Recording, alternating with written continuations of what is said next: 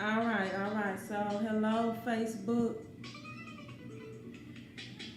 and YouTube. I'm live. Facebook and YouTube. Thank you so much for the digital love at the same time. So, uh,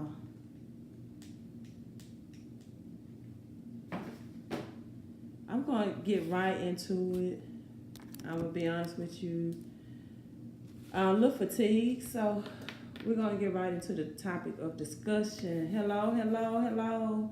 Everyone joining in on my Facebook and my YouTube, right? Love going YouTube live because we always interact. So I had so many comments and response about people that wanted to know. You all give me some digital love on YouTube, right? Let me know if you can hear me well.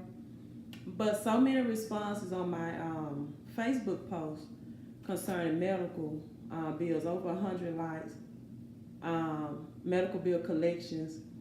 I don't know how many comments. To got to a point where I said, well, I may not be able to respond to every single person, right?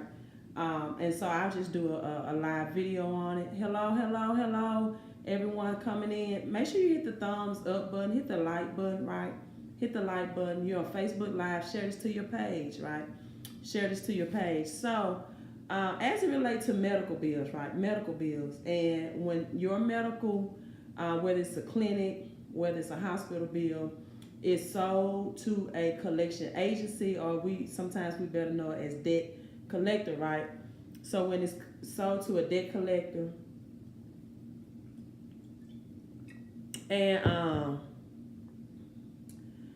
what do you do, right? They send you the letters in very small print. It has, you have 30 days to respond, requesting for validation of the debt.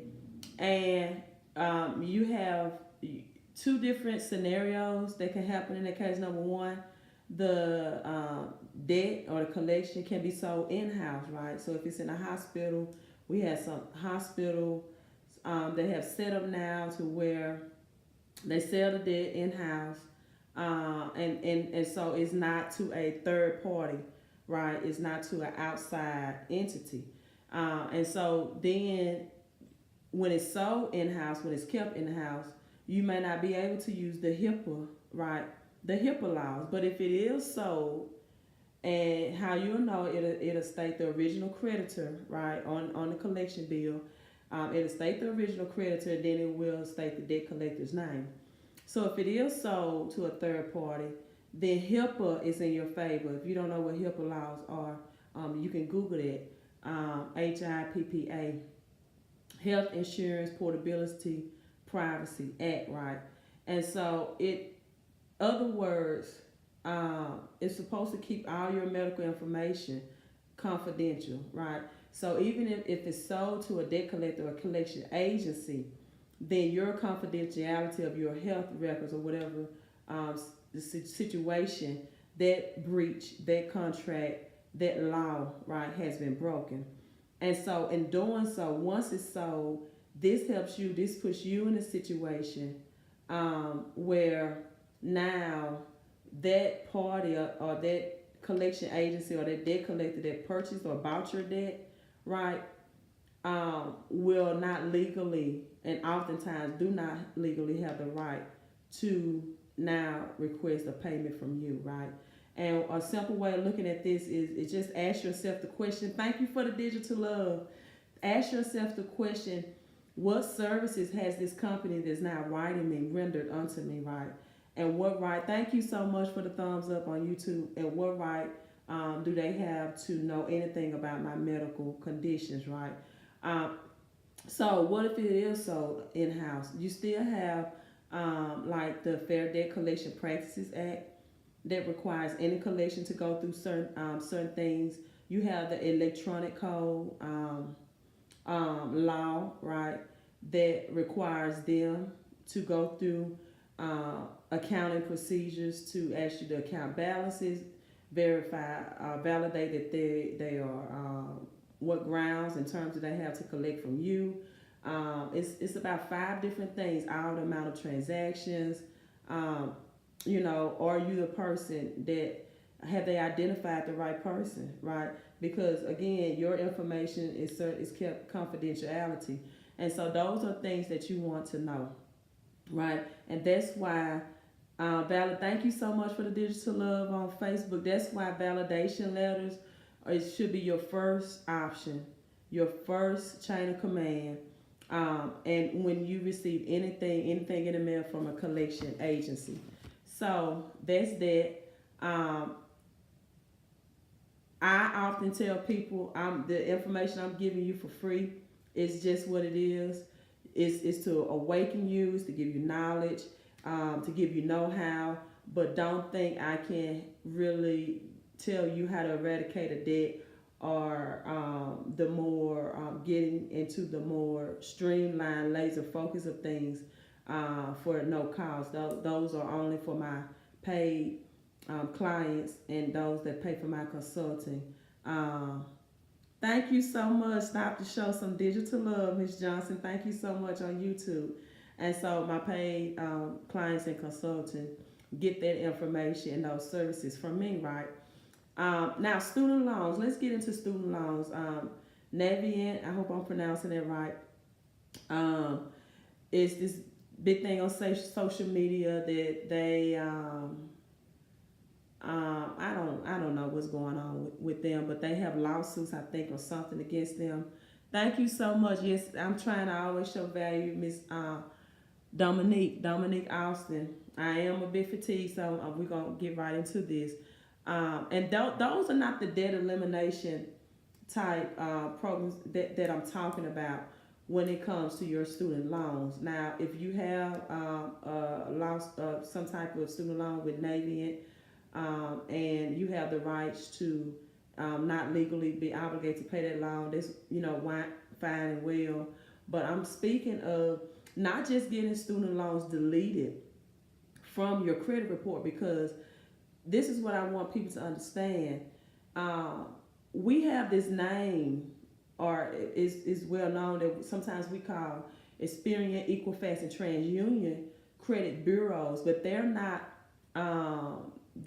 legally called credit bureaus. If you look at the Fair Credit Reporting Act, they're all recognized as credit reporting agencies. So oftentimes a lot of people get this concept that if I get my student loans deleted from the credit reporting agencies, right, that I don't owe that debt. But no, this is one of my student loans paperwork in front of me. And so when you owe the U.S. Department of Education, getting it off Experian, Equifax, or TransUnion, or any of my Fed loan, whoever service loans, does not, excuse me, does not legally not obligate you to pay the debt. What happens on your credit report is Equifax, TransUnion, and Experian cannot report that debt obligations if you know the law, right?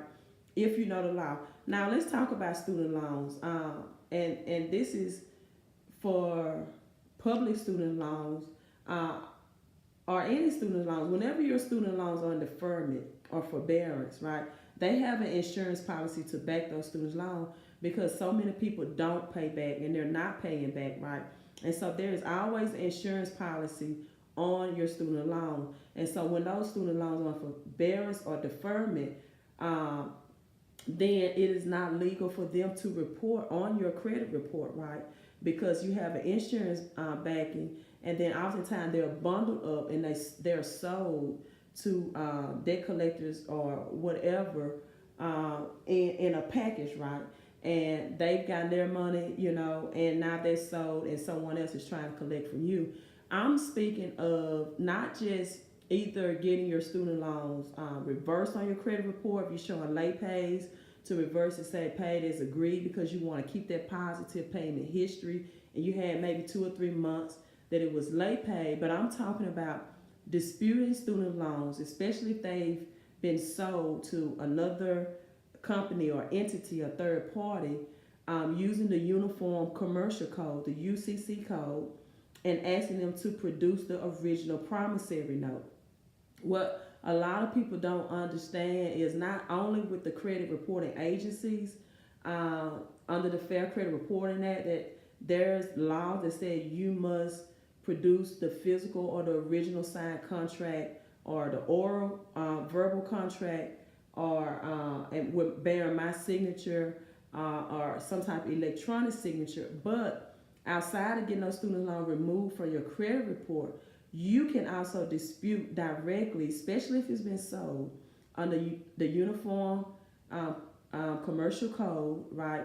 Under the let me make sure I'm saying it. Yeah, Uniform Commercial Code, where your instrument of indebtedness and the obligation of the insurer note, right? You can ask them to produce you the original promissory note, showing that you have that contract of agreement that you owe on this debt, right?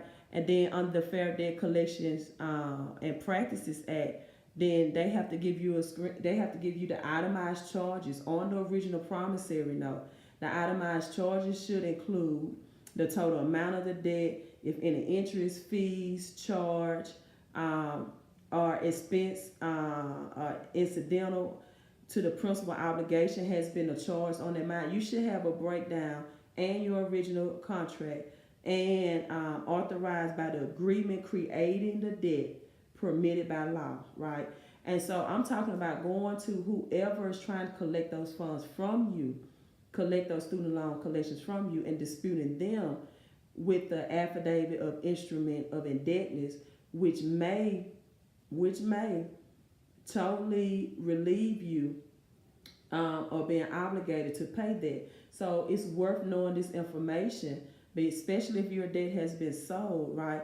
It's worth knowing this information to see that if the person or the company, rather the company is trying to collect you, have those legal obligations. So if they're unable to validate it, those are your laws under the Fair Debt Collection Practices Act, Uniform Commercial Code, and the Federal Electronic Code. So hey, Electronic Federal Code. So I'm signing off. I hope this helped you. Always, when you get any type of collection letter in the mail or anytime, right?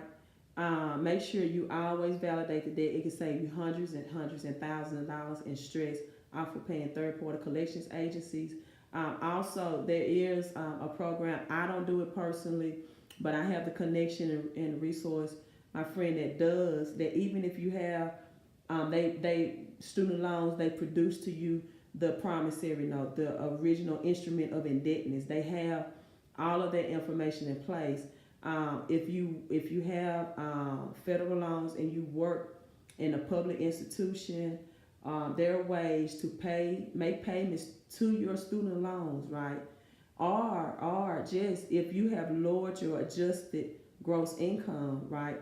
That's why having a business, a home-based business that I talk about, to lower the amount of income that you make is so important, because if you get a low adjusted gross income, also referred to as AGI, the lower your monthly payments for your student loan can be set up, and are not just very low based on your adjusted gross income, but even set up in a way that the payment can be $0, right? But it still counts as a payment.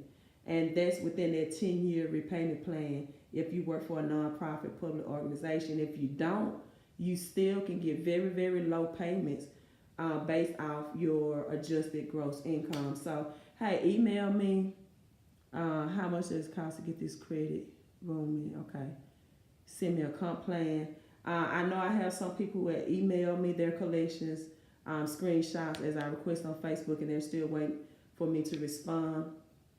Give me 3 to 5 business days. I have a lot of emails backed up. One thing I also do, I want to just verify this with you. If you're sending in template letters or using software to dispute or ask for verification of negative accounts on your credit report, and you're just sending in that these cookie cutter dispute letters, yes, okay, Miss Kane, we can do lunch. Please text me. Um, and all you're doing is writing in your account numbers, and you're just saying according to 611, and I want all these debts verified, or you just using software. The credit reporting agencies will and can mark your dispute as frivolous, right? As frivolous because it's okay. I'm just trying to read my messages because you've just got a template letter or software. They receive millions and billions of this every day, and that's why I do customized credit repair, meaning that I create letters based off of whatever my client's credit profile say, customized to that person. It's not a cookie cutter system. It's not a letter already, written out or prepared for them, and they just fill in the blanks and fill in the slots because they can mark your dispute as frivolous, kick it out, and it won't even get disputed, right? And you'll harm yourself from getting healthy credit. So, healthy credit, wealthy credit. I'm signing off. Happy Wealth Wednesday to you. Thank you all for tuning in. On YouTube, make sure you hit the thumbs up. And on Facebook, make sure you hit like and hit share. I'm signing off. Again, Queen of Credit, Miss Coach DeLoach.